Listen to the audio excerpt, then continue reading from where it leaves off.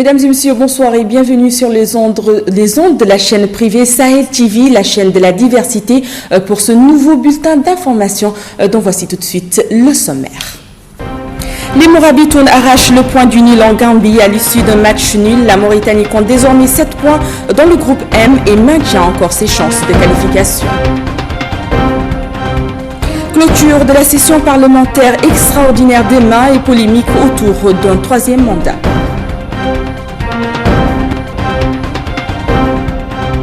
Le tabac tue et provoque des graves maladies. Comment lutter contre le tabagisme?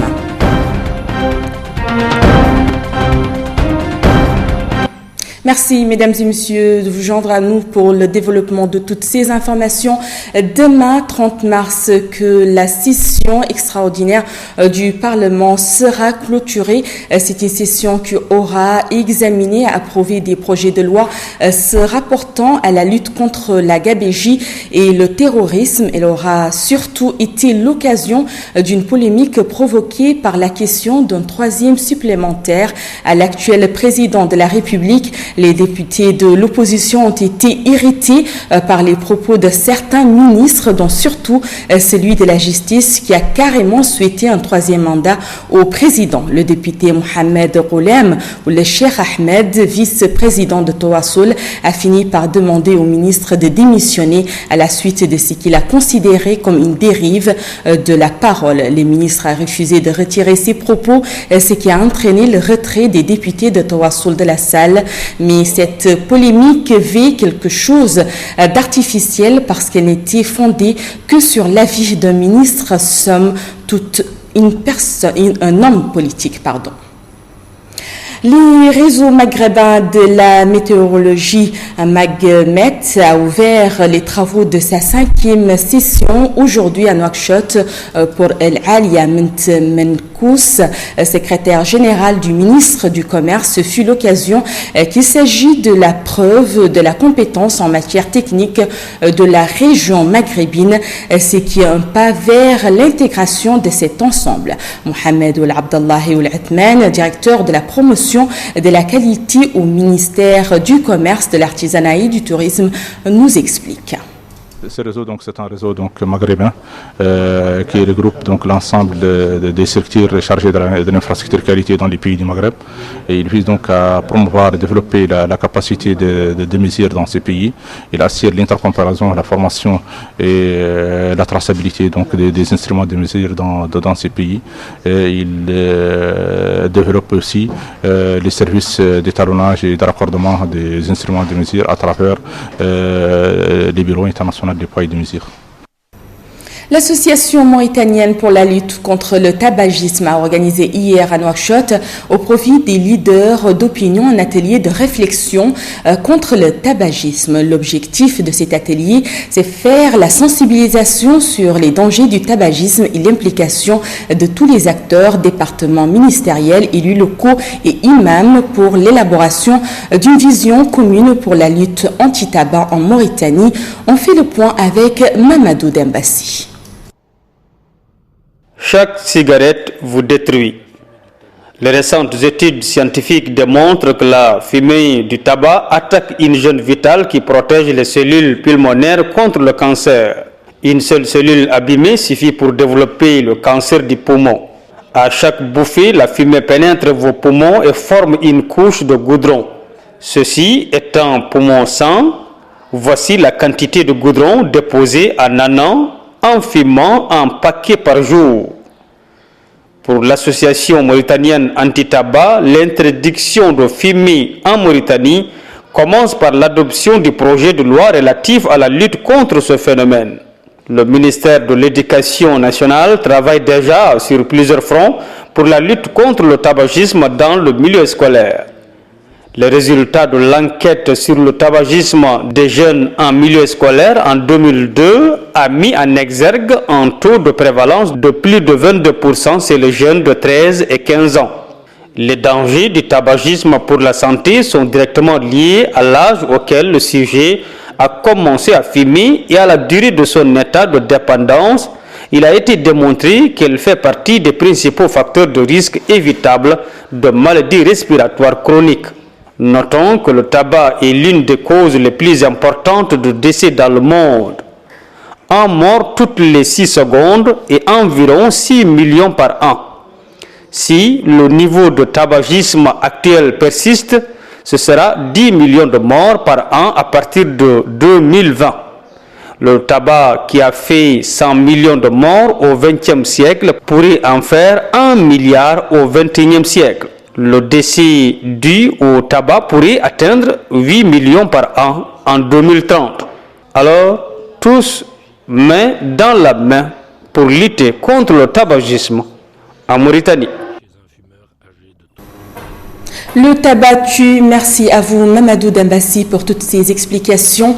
En 1958, Nouakchott s'étendait sur une aire qui n'atteignait pas le kilomètre carré. Aujourd'hui, cette surface dépasse 200 kilomètres carrés. Rien n'y fait pourtant pour s'orienter dans cette ville tentaculaire. Plusieurs tentatives d'adressage ont été lancées, mais la culture populaire a résisté. Le reportage est signé Fatima Tade Haché.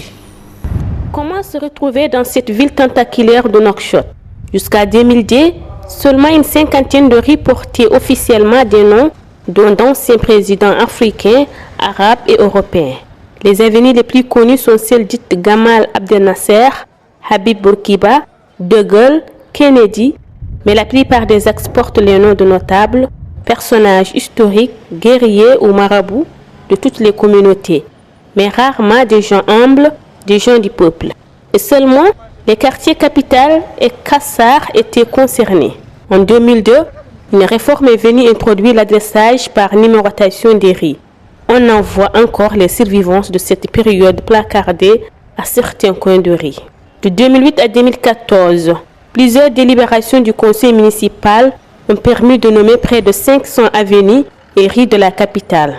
En essayant de brasser l'ensemble des communautés mauritaniennes, sans oublier cette fois-ci les marginalisés de la société traditionnelle, dont d'anciens esclaves, poètes, griots, notables politiques, administratifs, militaires, dignitaires de périodes révolues, figures internationales, mais aussi figures emblématiques de l'histoire islamique. On y trouve de tout.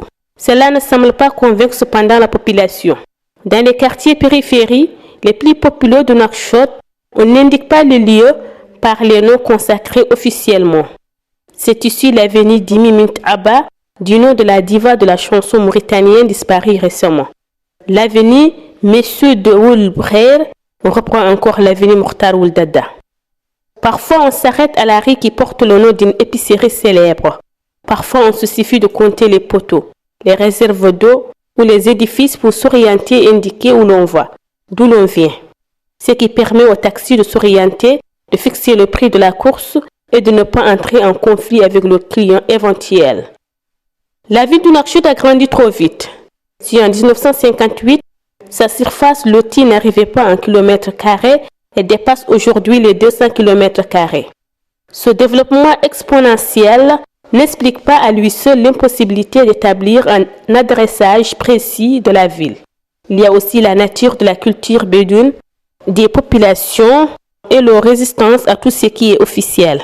Si aujourd'hui, les habitants de la ville ne savent plus où se trouve l'arrêt du four ou celui de Bar Keita, de Robinet Boukoufa, s'ils ne peuvent plus indiquer où se trouve Medina G, Medina H, Medina Boutoir, ils savent parfaitement situer Kadhar, Nouakchott, Fallujah, Riyad, Basra et Takhil.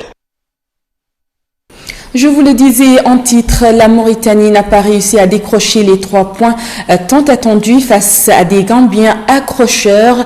Les Morabitoun repartent avec 1 point qui leur permet d'espérer encore dans ce groupe M, alors qu'ils avaient l'occasion de profiter de la confrontation entre l'Afrique du Sud et le Cameroun pour prendre la tête du groupe M des éliminatoires de la CAN 2017. Les Morabitoun ont été freinés à Bakaou par la Gambie 0-0 ce mardi à l'occasion de la 4e journée. Les hommes de Corentin Martins ont toutefois su faire le dos rond pour limiter la casse. Ils conservent toutes leurs chances de qualification, mais ils devront surprendre les Lions indomptables ou les Bafana Bafana.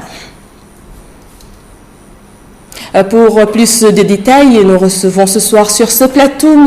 Brahim Saoudena, responsable de la communication de FFRIM. Brahim, bonsoir. Merci d'avoir accepté notre invitation. Et quelles sont vos impressions par rapport à ce match nul? On peut avoir des regrets au bout de ce match parce que, au vu de la physionomie de la rencontre, on se dit qu'il y avait vraiment de la place pour repartir avec les 3 points. Mais on n'oublie pas quand même qu'en face, on jouait contre une équipe déjà qui jouait à domicile et qui avait aussi l'ambition de gagner pour sauver, sa place, se maintenir en vie dans ces qualifications de la CAN. Donc c'était pas du tout évident. De toute façon, on le savait déjà avant d'aller jouer en Gambie, que ça allait pas être facile du tout. Déjà, rien qu'au match aller, à la limite, on a failli concéder le match nul. On a réussi à la dernière minute, grâce à un exploit de Moulay Ahmed, de remporter ce match. Cette équipe des Morabitoun pouvait profiter de ce match nul de l'Afrique du Sud contre le Cameroun, aujourd'hui 0-0. Bon, en effet, la victoire aurait réellement rehaussé nos chances de qualification. Mais on se contente de ce match nul qui n'est pas si mauvais que ça. Parce qu'aujourd'hui, les gens ont tendance quand même, après le match, à se dire que, les 3 points, mais un point quand même, c'est pas si mal. Parce qu'aujourd'hui, on compte 7 points. On reste à une unité du leader qui est le Cameroun.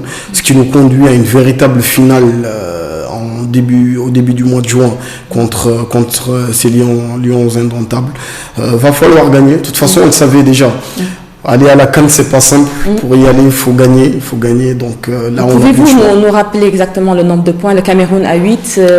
Le Cameroun est en tête avec 8 points et plus 2 en parlant du goal average. Nous avons la Mauritanie à 7 points et compte plus 2 aussi. On a l'Afrique du Sud qui est derrière avec 3 points et la Gambie qui ferme la marche avec 2 points. Moi, personnellement, au vu de l'autre résultat, je suis très optimiste parce que l'important pour nous, c'est surtout que le Cameroun ne gagne pas. Mais est-ce que ce résultat arrange réellement?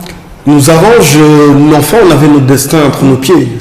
On devait gagner, coûte que coûte. On l'a pas fait. On a réussi quand même à prendre un point. C'est pas si mal. Là, on bat le Cameroun chez nous. On reprend la tête du groupe.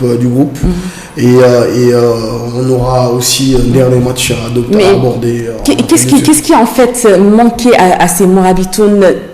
Est-ce que le coach Corentin Martins n'a pas manqué? Il n'y avait pas, un point d'audace ou il y avait quelque chose en fait qui a manqué. Les joueurs étaient fatigués à la deuxième mi-temps. Il faut se dire que jouer 2 matchs en l'espace de 4 jours, c'est pas facile, surtout d'un point de vue physique.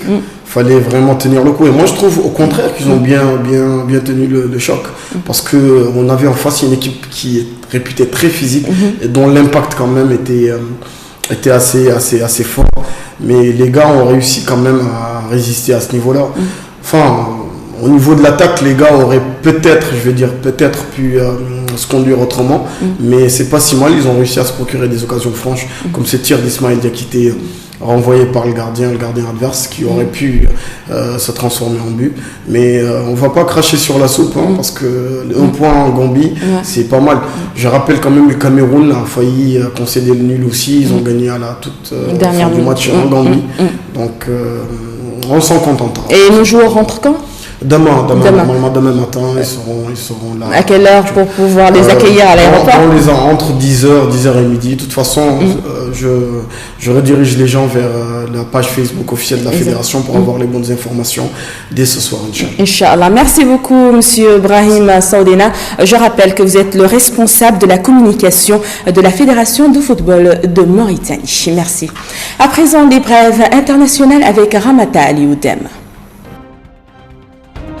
Un avion de ligne Égypte Air effectuant la liaison Alexandrie-Le Caire a été détournée mardi 29 mars pour atterrir sur l'île de Chypre. À Larnaca, a annoncé la compagnie égyptienne. À bord, un passager aurait menacé le pilote de faire détonner une ceinture d'explosion avant de demander à voir son ex-femme vivant à Chypre. C'est quelque chose qui n'a rien à voir avec le terrorisme, a déclaré le président chypriote Nikos Anastasiades à la presse. La tour de contrôle de Larnaca a été constatée à 8h30, 5h30 GMT et l'appareil, un Airbus A320, a été autorisé à atterrir à 8h50.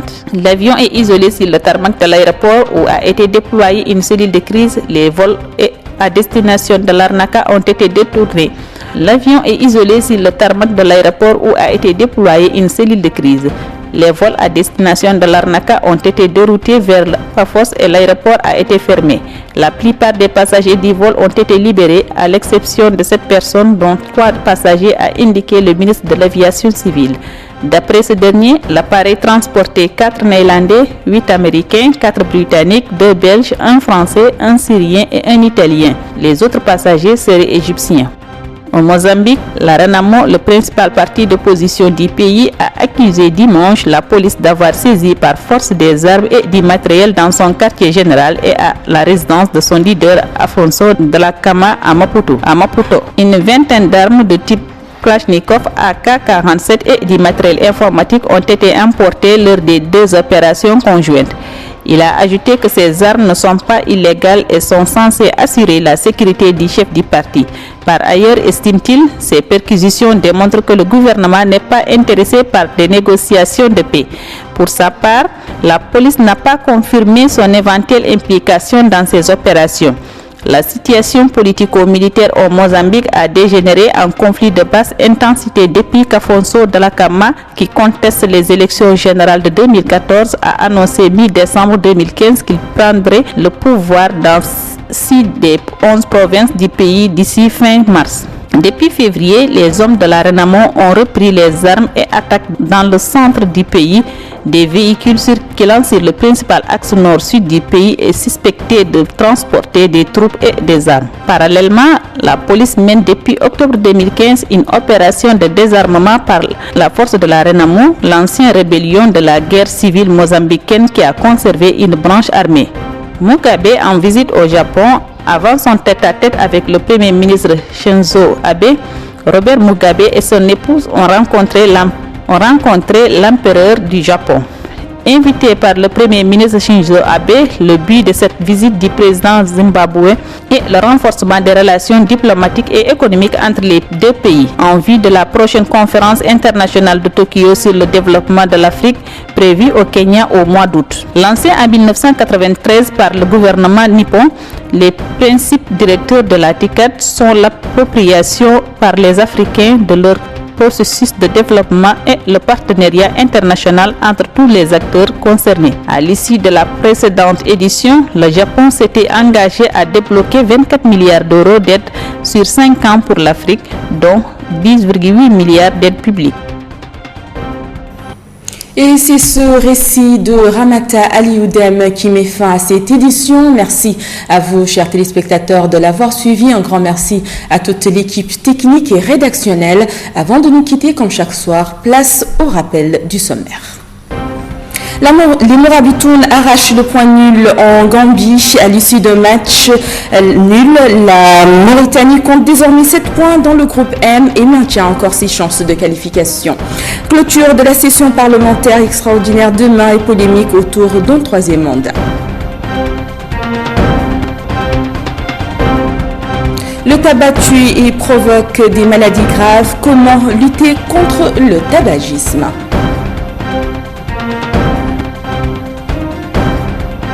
L'information continue sur notre site www.sahel.tv.